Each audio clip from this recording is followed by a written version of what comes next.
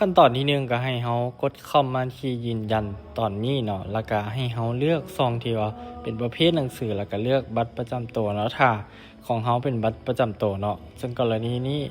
ข่อยจะใช้บัตรประจำตัวเนาะแล้วก็กดกล้องนี่มันสิให้เฮาถ่ายรูปทั้งหน้าแล้วก็ทั้งหลังของบัตรประจำตัวเฮาเนาะเฮาก็ถ่ายไปเนาะหลังจากที่เฮาถ่ายเฮาก็เลื่อนลงมาแล้วก็มันจะมีปุ่มถัดไปเนาะกดถัดไปวันนี้มันก็สิให้เฮาทำการสแกนใบหน้าเนาะเฮาก็กดเข้ามาอยู่นี่แล้วก็ทำการสแกนเนาะมันก็สิบอกว่าให้หันซ้ายหันขวาบอกเนี่ยเฮาก็เฮ็ดตามขั้นตอนได้เลยเนาะหลังจากนั้นก็สิมีอีกตัวหนึงก็คือมันสิส่งรหัสยืนยันมาทางอีเมลเฮาเนาะก็ให้เฮาเข้าไปกดสอบอยู่ทางอีเมลเฮาแล้วก็เฮาก็จะเห็นตัวเลขเนาะเห็นบ่6ตัวเนาะหลังจากที่เฮาเห็นแล้วก็คัดลอกมาวางใส่ได้เลยเนาะขั้นตอนเพียงแต่เท่านี้สำหรับการยืนยันตัวตนเนาะหลังจากนั้นเฮาก็รอท่าให้มันสำเร็จเนาะทุกคนเนาะ